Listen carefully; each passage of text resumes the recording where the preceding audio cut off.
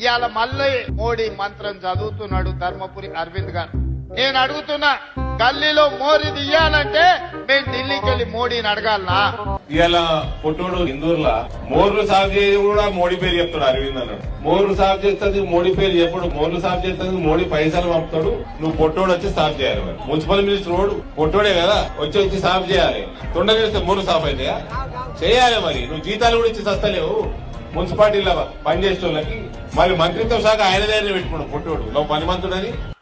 ధర్మపురి అరవింద్ గారు, మీరే పార్లమెంట్ సభ్యులు కదా, మోడీ గారి దగ్గర నీకు చాలా పరపతి ఉందంటావు కదా, మరి మోడీ గారి దగ్గర పరపతి ఉంటే ఎందుకు మీరు స్మార్ట్ సిటీ కింద నిజామాబాద్ ను తీసుకురాలేకపోయిండ్రు?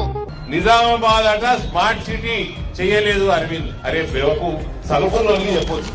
ఇది కేటీఆర్ కల్వకుంట్ల సంకనాకితం చెప్పరాదు. స్మార్ట్ సిటీ సపోజ్ తెలంగాణకి 5 ఇచ్చింది అనుకో కేంద్రం, 5 సిటీలు ఏది చేయాలన్నది తెలంగాణ ప్రభుత్వం పంపాలరా బెవకు.